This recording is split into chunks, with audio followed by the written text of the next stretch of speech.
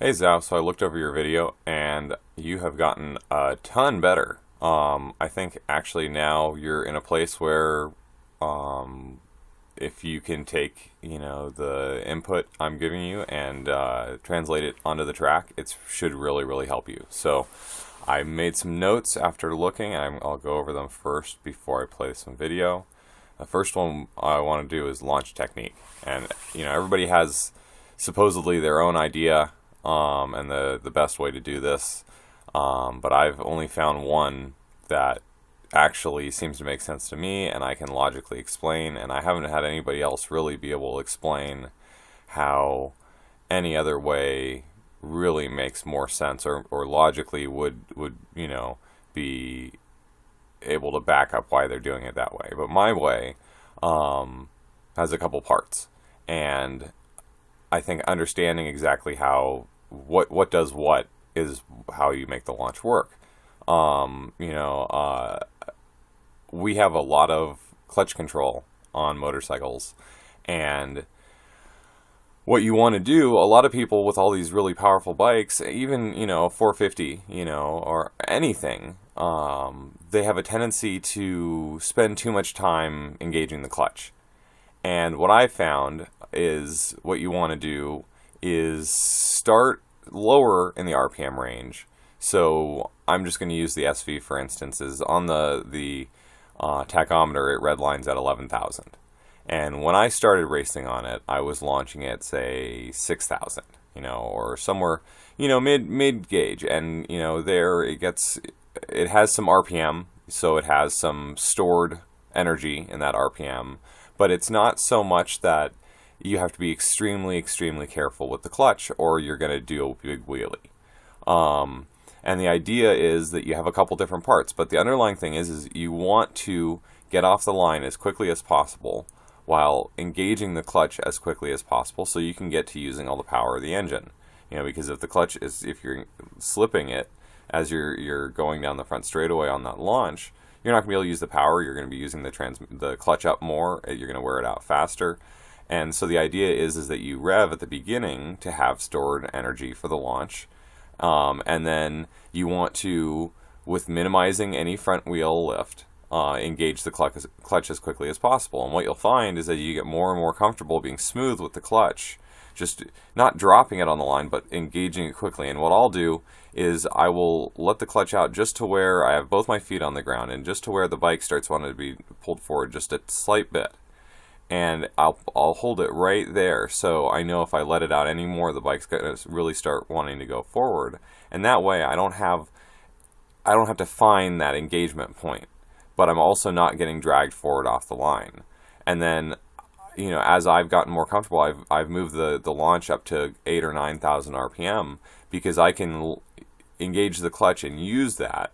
Now I have to be careful because if I try and launch too well, I'll wheelie and it completely ruins the whole thing. But you have the stored energy in the kinetic energy in that spinning crankshaft, and in dropping the clutch, your launch is based on that energy. But then your drive down the front straightaway is based on the power of the engine. So you're trying to get the clutches engaged as quickly as possible and shift right into full throttle. So it's a smooth letting the clutch out just quickly enough to launch off the line and have that RPM drop, but not so far that once the clutch is fully dropped, that you're out of that sweet spot RPM range of the power band. So that's where, when you start, you want to start at lower RPM so that you can get a feel for the clutch and the launch. But what you're going to find is that you end up wanting to do it higher so that after that launch, when the RPM gets dragged down by the launch, it's not too low and the engine lugs or anything like that. So that's my launch technique. One thing I was noticing otherwise was downshifting. That you were doing it in some different places that weren't necessarily helping you, and it made me want to just kind of go over my overall downshifting technique. And racing motorcycles, you have different things that happen in different places, and there's always can be some very odd tracks or something like that where you have something else that happens that you want to do something mid-corner, or you really, like on the SV, the gearing is so short because it's only 6 gears to like 120 miles an hour, that going into turn 2 at Sonoma, because of how fast you approach it, But the speed you want to exit it, I have to do a downshift mid-corner in a really odd place, because I can't downshift earlier because the engine's going to over-rev. I have to basically do it in a very small window.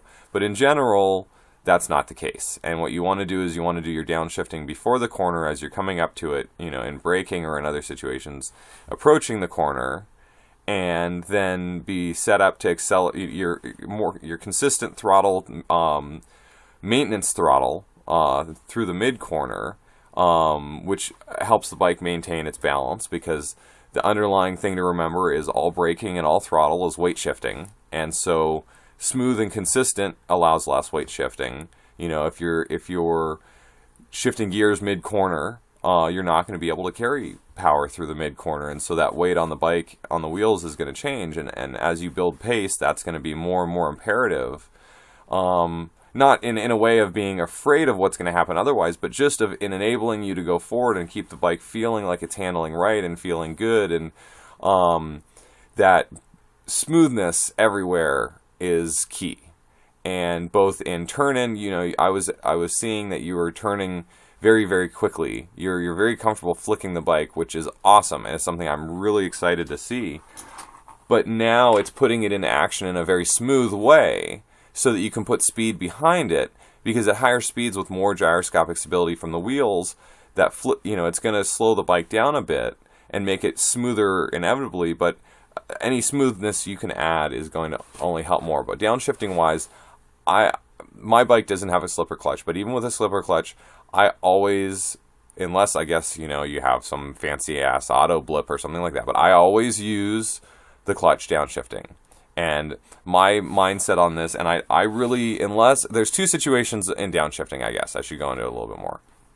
There's downshifting in a normal situation where, this is like, say, going into a Buttonwillow Sunset, or going into the first corner, or really the vast majority of the corners where you're braking hard, you're slowing down to set up for a corner, and you're downshifting.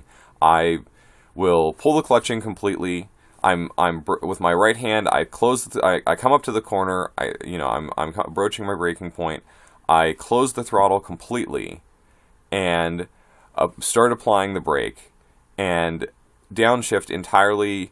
Pull the clutch in with my left hand and downshift. Let it out smoothly. Pull it in with my left hand. Downshift. Let it out smoothly, and I'm able then, if the rear end starts moving around, to modulate that with the clutch hand.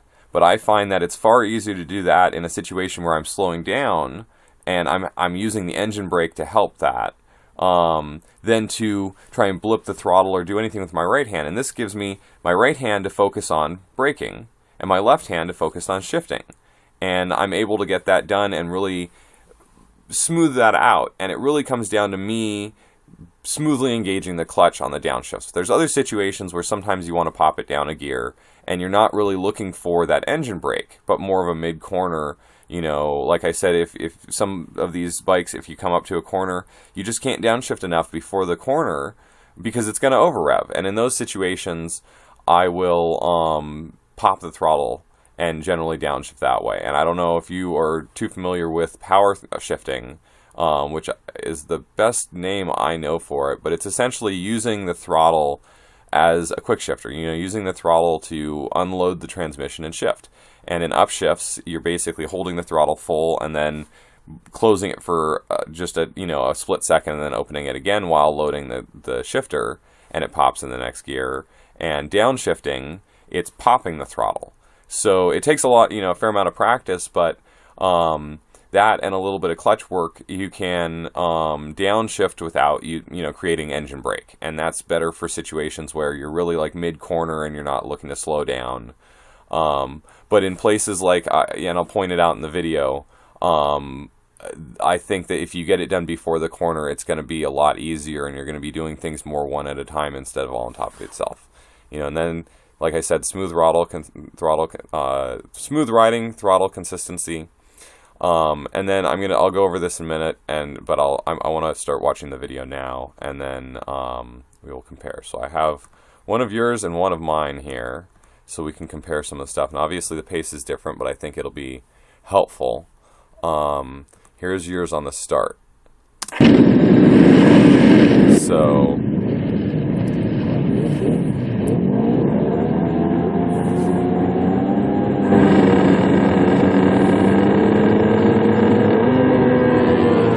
right there, if you are able to just drop the clutch a little bit faster, you will be able to match them more on that launch off the line. Once you're into the power, you're actually even. And here, you're comfortable coming up to the corner.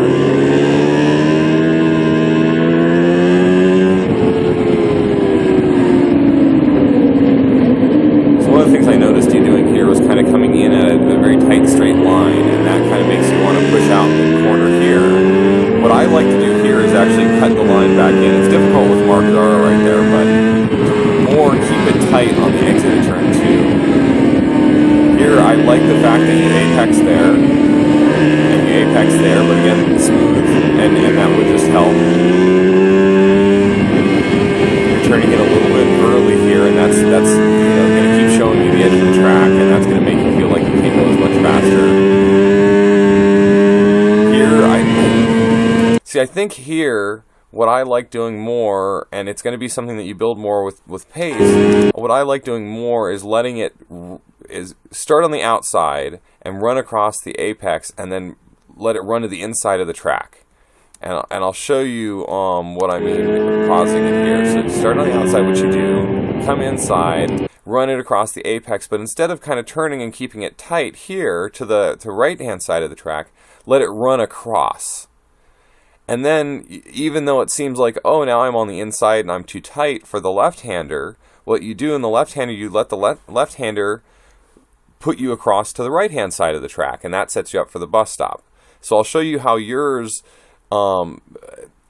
isn't necessarily going to help you as you build pace going forward. And I'll show you on mine real quick, just how, as you were saying in a way, some of the things you were doing in turn 3, starting at turn 3, are affecting all the way through bus stop. And this is the same thing, where starting here over the wheelie bump, you can string it all the way up to the bus stop in a way that I found works very well.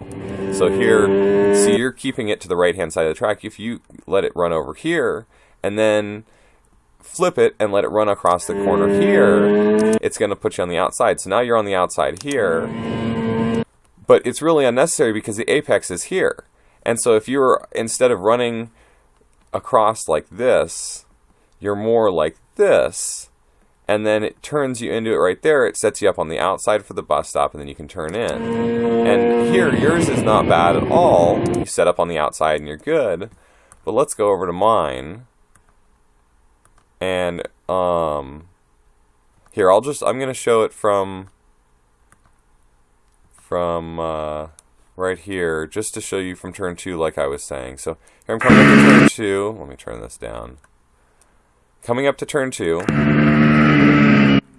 So downshift before, and see, even though it doesn't look too obvious, I'm trying to make it just a little bit of a point to get to the left, because if you go straight in here, it's really hard not to want to go straight across. So, trying to stay a little bit to the left. And see right here, I'm still a little bit to the left. And personally, I as much as I hate turn 2, you can't get scared by the strip here. And it's almost better to go on the inside, but I like to take a very tight line on the inside and get to the throttle right here, because it allows me to drive.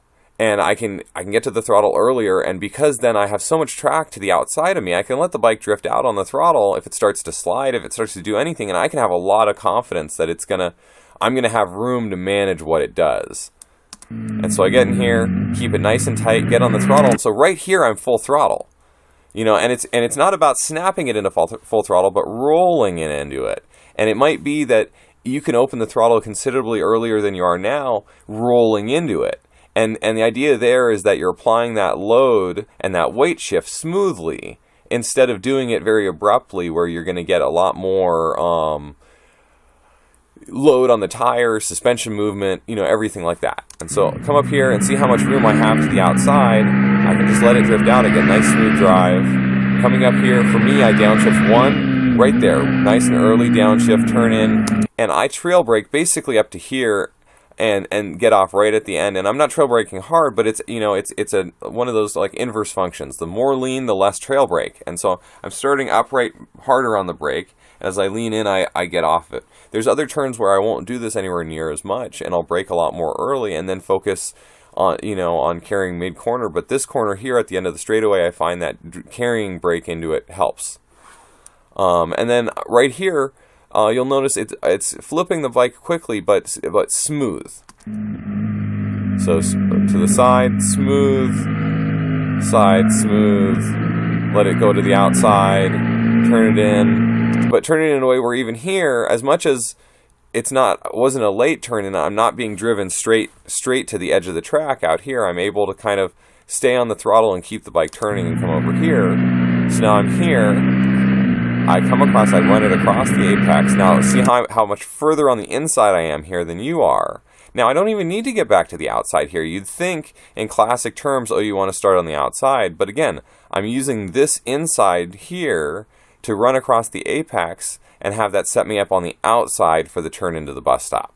So I'm kind of adding the corners up where I'm compromising this left-hander to go faster through the first right and set up for the bus stop.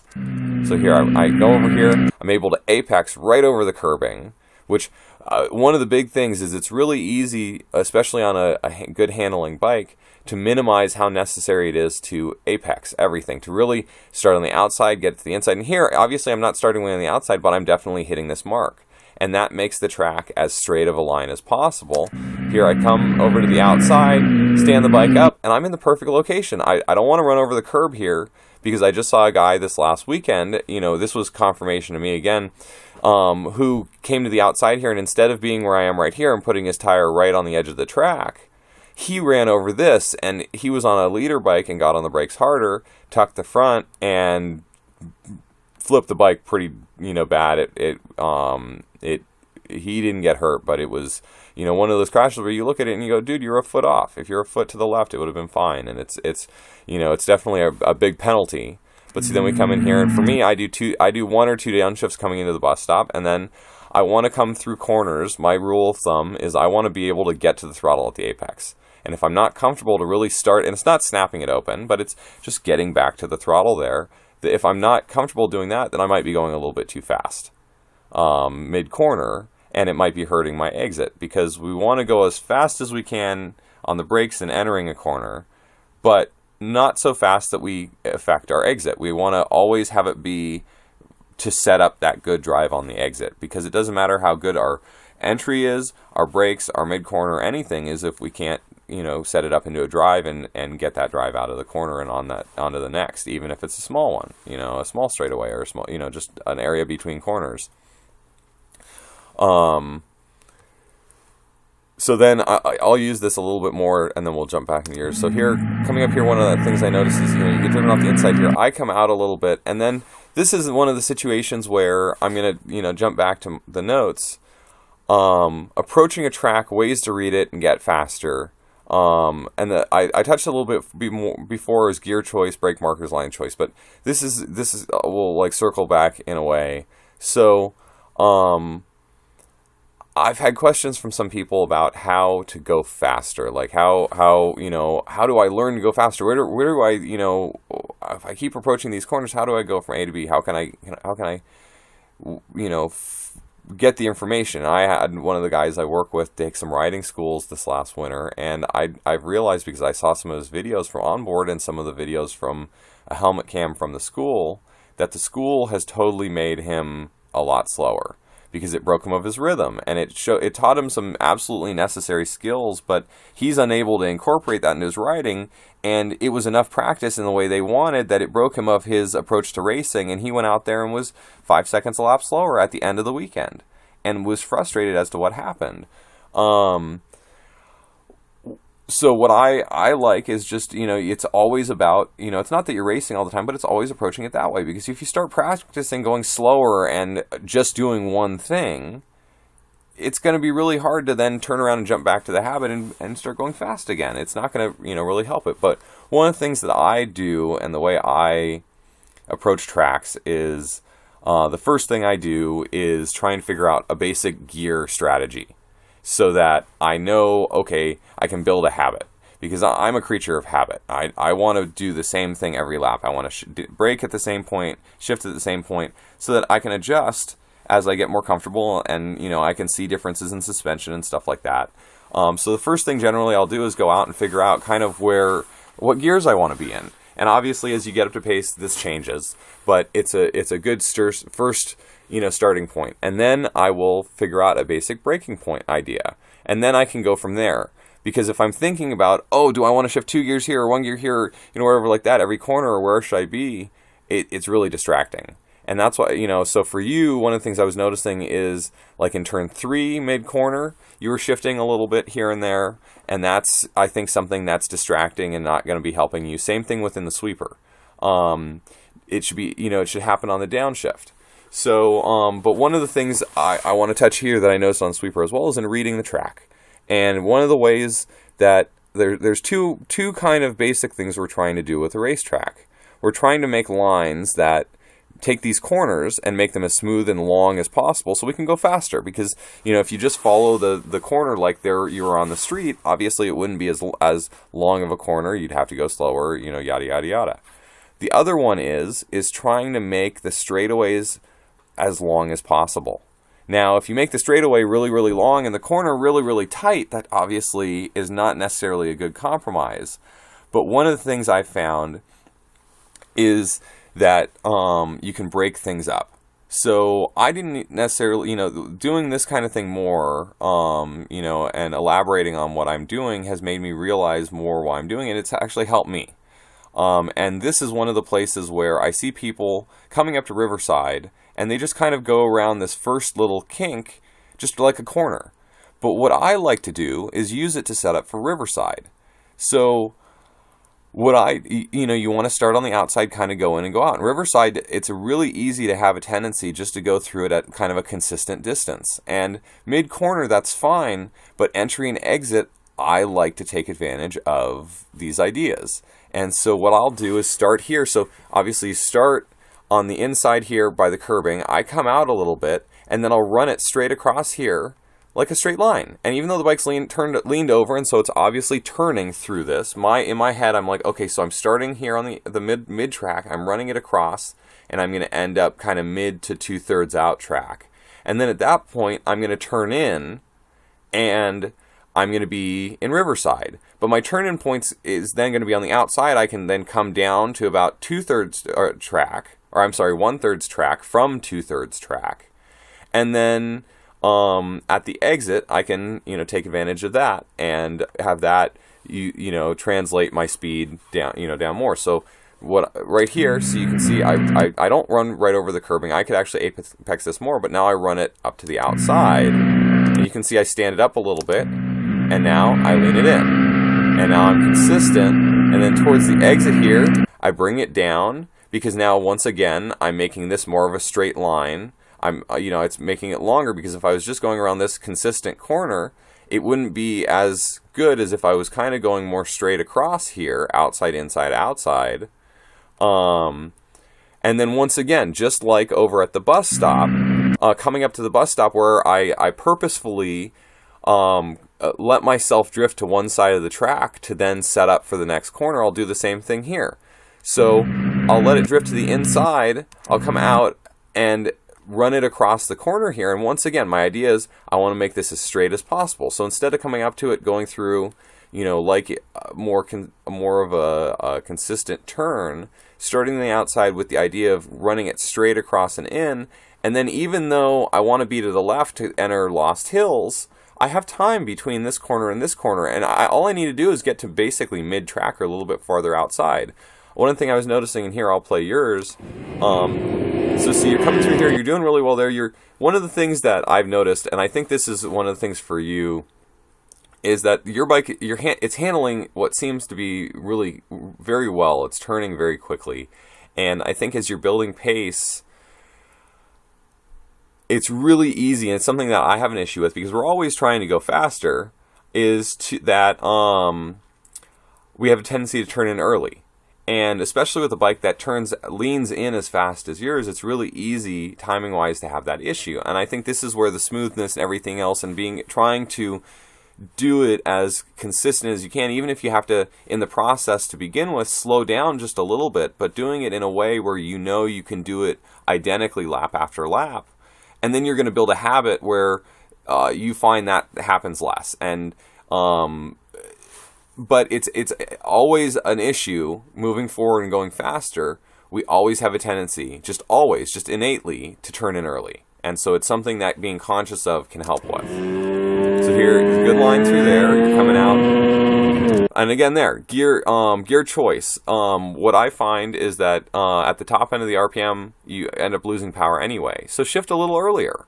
But this is where coming up with a plan early on, and if you have to, shifting that plan, but having a habit for gear shifting and a habit for downshift, for brake markers and turn it and stuff like this, where in your head you can update those plans when you go, oh, last time I went around I hit the rev limiter there, so I need to remember to shift earlier.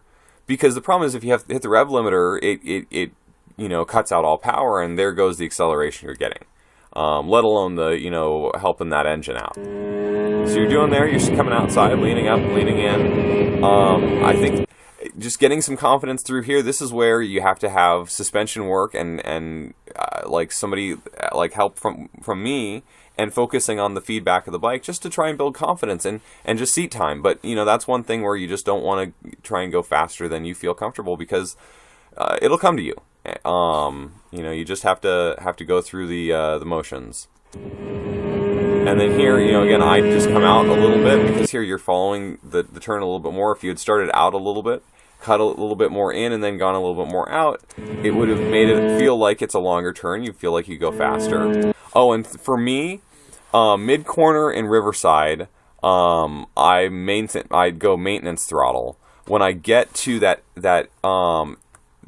the curb at the exit, so I'm coming up to here, this a little bit further back, but downshift on the throttle, and then I'll do like 1 or 2 upshifts, and I'm actually up in the 6th gear up here, and then I lean it over, and then the other thing here is that when you lean it over, it revs up. So a lot of times grabbing an extra gear for a long corner can be helpful as you build speed, because as you lean into the corner, the bike will rev into the power band more. And rather than it hitting the rev limiter or the revs getting too high, you can build into it. So don't forget how much smaller the wheel is when it's on its side and how much more it revs up.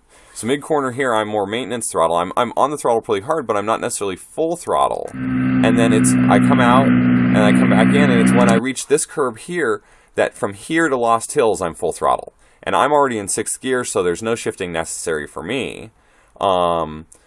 But here, let's go back to yours. So you come through here, you come across, you apex pretty well. You still have a little bit more room to come across the apex, but once again, I hear those revs getting very high. So again, remember that when you lean over, it's going to rev up. So something to take into account in the shifting plan. Come up here, and you come very much to the outside, and that's not a bad line, but you can string it all together more, I guess, is what I'm saying. And so here on mine, as you build speed right now, it's not necessary because the track's big and your bike's handling well and you're riding well. But as you go faster, it's going to be more and more necessary to get more, I wouldn't call it like swoopy, riding, but where you're really kind of stringing those corners together. And so mine here, I'm starting, here's that exit corner at Riverside. I'm coming across, and now I'm running across the apex, and you can see I'm nice and close to the apex. And now I'm letting it run across, and I'm actually pretty wide here. And then instead of having all this time to run along the side of the track here, it's run across here, kind of flip it, and now I'm ready to, and in here what I do is 2 downshifts. So 2 downshifts, some braking, and I want to basically just get it slowed down because I want to run it over the apex here. And then immediately, again, I know I'm going the right pace if I'm comfortable immediately getting back to the throttle, and it's not snapping it open, but if right here I'm comfortable beginning to roll it open. And then as I stand it up, I roll it open, and again, this is something else, is if you start too tight and you can't carry the line in, you're going to run across the corner on the exit. The whole idea is you want to run it in, and you want to be in the position where here, you can essentially get done with the corner, stand it up, and run it straight across here, because once again, straight lining the track. So now let's look at yours. So you're coming in here, If you come in tight, you actually have a really good line entering, but I think you're just coming in from a little bit too wide, and it's not helping you because you want to go, again, there's making it as long as the corner as possible, but if you're going really over here, back and forth, where you can kind of go, you know, mid-track straight in, stand it up and straight out, at least this corner it can be beneficial. You can obviously see there's still turning mid-corner, but again, right here. From right here to the exit, you want to basically make a straight line from here across this apex over to here. And then you turn between these, and then again, a straight line to that next apex there. So right here, you end up now are coming across. You could be going straight. And again, right here, now we'll show mine. So I flip it up, and now look, now I'm going to go straight across. And it's not a big difference between these, but it's a good 4 or 5 feet over. And so now I run it across, and I have the turn, and this sets it, and I run it again across right here. And as much as I'm turning through here, in my mind, I'm kind of making a straight line. You know, I'm clipping this. And then I do this a little differently. Let's look at yours, and then I'm going to revisit entering here, because I do a very corner speed entry, and a lot of people do it a little different. So coming up here, running across there, so yeah, you're doing well there. But again, now this is what I do for the sweeper, is again straight line. So for me, I'm comfortable braking the bike with it a little bit or fairly on its side. And what I know is that I have feel for the front end and the bike is working well, I can come up to a corner and brake as I'm turning, kind of with the bike leaned over and turning in a bit, but the bike's going to be kind of going straight. And until I transition off the brakes, it's not going to really turn into the corner. And so that's what I do with the sweeper, is I run across that apex and let it drift out to the right. But now, obviously, I need to get it back to the left to turn into the right-handed sweeper. So you can see I turn it. I'm now running across here. So I'm setting up for the outside now. I have to turn back in. So I get it over here, I turn it, and I throw it in. So now you can see I'm not at full lean, but I'm at a fair amount of lean. Now this is where I begin my braking for the sweeper. And what I have now is a straight line here that runs across this inside edge of the sweeper and then to the outside of the track. And what I have to do is transition off of the brakes between this apex and the edge of the track, or else I'm going to run off into the dirt. But it allows me to transition from this braking line, even though I'm leaned over, braking, running across here in, and then transitioning into the corner. And my turn-in point is controlled by where I transition off the brakes. And this lets me block a lot of people because I'm running across the track. It's a really fast entry, and it actually makes the straightaway longer than the one everybody else is using. So you can see the front end sets in, and then right there I get off it, and now I'm into the sweeper. So one of the things here is you're doing decent trying to stay out, but you got to just stay out way deeper. It's like a late apex. Rather than a decreasing radius, it's like a late apex where you want to kind of make a teardrop at the end almost. You want to let it, you want to be kind of, you know, mid-track here, and here I'll do slow-mo. And then let it go out. And so it feels like you're super wide. You're like, holy crap, I'm so far out here. But you want to just let it stay out there and let it stay deep. And you want to look for this corner and that next curbing. And you don't want to wait until you see them totally in line, but you'll see this curbing come to the left and this curbing come to the right because you're coming around here. And we watch for that.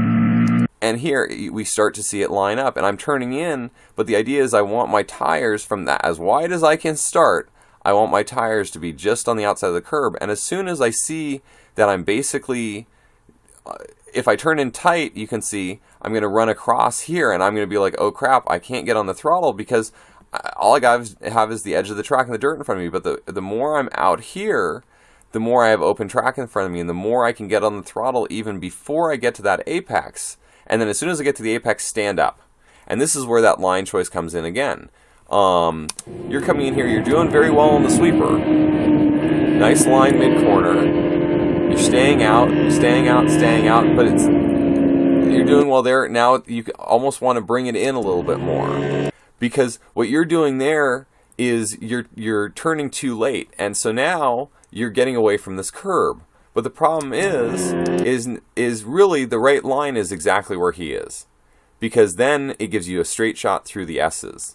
Whereas where you are now, you have to go left, right, a little bit left, right, left. Whereas here, I'm able to go over it, and now I'm on the throttle, full throttle. I stand the bike up, I'm over the curb. You can see I'm not over a ton of the curb, but I'm just over the edge of the curb. And now when I get over that and I turn in here, for whatever reason, just going that little bit wider, entering this corner, I have a straight shot all the way through.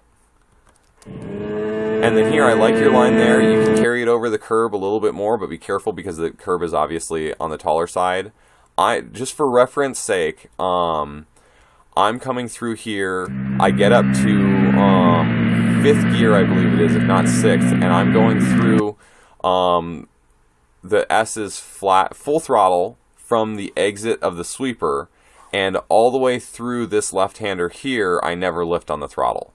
So for your sake, for knowledge's sake, if the bike is working right and you have decent tires on there, you should be able to go essentially top gear flat out on the 450 through this left-hander onto the front straight. And then, you let it drift out. And once again, it's all on smoothness. So here, let me show you this again full speed. And you'll see what I mean a little bit about that corner. So we'll start it at right here, full speed. So turn in. Now I'm at a point where I stand it up, nice straight line, and I can drive straight out. And what I find is that I'm on a production bike, and I can outdrive guys on way faster bikes, including 600s and bigger. Once they get to the straightaway, they'll outdrive me, but off the corner I can get them because I make it a straight line off the corner, and then it makes me comfortable to get to the throttle earlier and really get that launch. So coming up here, now hit that second apex, let it come out. And now turn in, run it across, and now I'm through the sweeper, let it go out, stay late, turn in the apex, now straight line, now I'm through there, and now I have the straight line through here, now flat all the way through the left. I guess it is 6th gear I am going in there, through there. And then up here, I downshift 2 gears, but what I found is if I focus too much on braking, I can't carry the corner speed through the middle. And part of that may be that it's a sign that my front springs on my bike need to be changed because I found that I'm bottoming the forks out. But and that's the other thing that you have to remember is as you progress, you have to keep the bike progressing. And a good suspension setup will do that. But that's where spring changes become necessary because otherwise you're not going to go faster because it doesn't feel like you can go faster, and it's the truth. You can't go faster because the suspension just isn't working for that because you've outpaced it. You're overloading it for how it's set up. But what I found here is smooth as fast. And so I'll come in here, turn in. And again, I'm trying to hit the apex, but, you just got to slow it down. And I think that you're able to flip the bike very quickly. Like coming up here, you're able to turn in very fast. But that's one of the things is your turn in is like that was good. You just need to turn it a little bit tighter and hit that apex, and then you're good. But as you're going faster, what you're going to find is you're going to have less issues with turning in so fast and have it feel like you're turning in early because you're able to, you're going faster, so there's more gyroscopic stability, so you have to work harder to get the bike to lean over. And you're going faster, so you have to, things happen slower. It's just one of those things where it's going to really add up a lot better. And I was excited to see that you're able to lean the bike as fast as you are. But it's one of those things that's going to come to you. Coming up to turn, or let me get back to my list and make sure that I'm covering all that. Building pace while minimizing early turn in. Suspension setup, continued improvement, mid corner speed, building confidence. Yeah. So I've kind of covered all that. I think a lot of what you need is just seat time and is just being out there racing, just doing this. But if you keep in mind that approach of, I want to go out there and I want to get a plan for my shift points and what gears I'm going to be in where. And then I want to build on that and figure out exactly where I want to brake. And then what you do is as you build pace, what I do as I'm coming up to a corner is I'll brake as much as I'm comfortable. Not like, panic braking or anywhere near that, but I'll brake a fair amount. And I'll see, is that braking, am I able to get off the brakes before I get to the corner? And then if I am, I can obviously move that braking point closer to the corner. But I always do it very much in small steps in a way where I'm comfortable and I'm not scaring myself.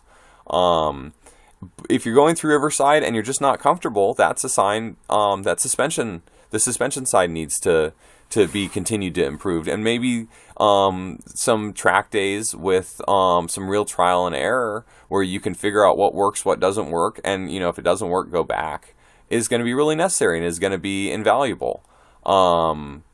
But I think you're doing really well, and I think focusing on just riding consistently, riding smooth, trying to do exactly the same thing every lap, make straight lines where you can, and string things together is going to be really helpful. And I think if it's going to be, this is a heck of a lot of material, but if you can just go out there and right now, like I said, when you approach the track, come up with a plan for those things, and then you'll be able to adapt them, as you see different things happen. So let me play this a little bit more, and we'll see what other stuff I can say about that, just if it comes to mind. So turning in a little bit early, but not bad. You're like coming in a little bit and then leaning in. So you want to kind of stay to the outside, but that's not going to be an issue as you build pace. Again, here you want to try get to the left so that you can come into the right, but you followed him. You want to stay tight, and then here you want to get right back in, clip this apex as much as you can. If you do end up out there,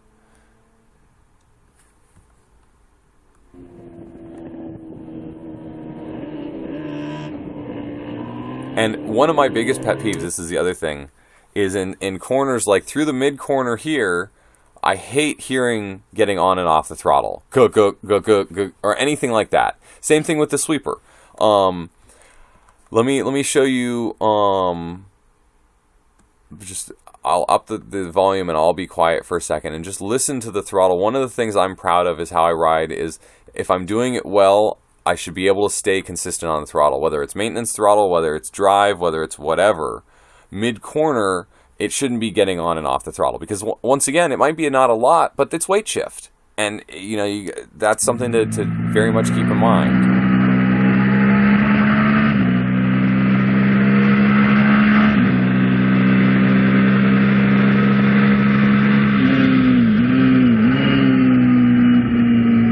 So you see fast turn in, but smooth.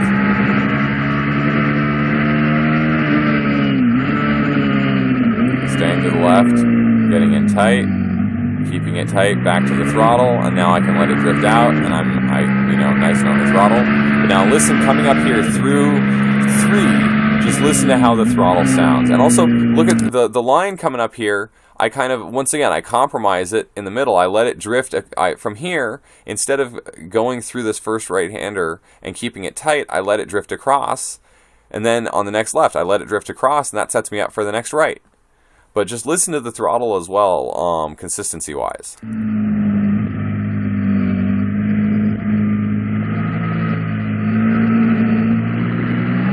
And then let's listen to yours. Not just to, once again, to see are you getting on and off the throttle? Because it might be that you need to go through there just a tad slower, and it'll allow you to be a little bit more on the throttle throughout the whole thing.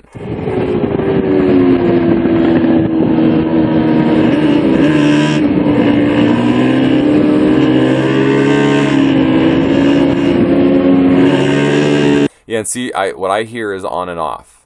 And once again, you just want to focus on, smooth, and when you get on the throttle more, roll into it. Rather than, open and close. Open and close. So once again, smoothness. But this is all very, very, close. And I think that, honestly, one of the reasons I'm going into the detail like this is because I know that you can actually internalize this and make use of this. So I think I could go through this more, but I think that's more than enough information for this first time out, just to try and internalize yourself. Watch it a few times. Let me know what you think. Anything that you want more details on or would like me to cover more, I would be happy to go into more. And I hope this is all something that you can put to use.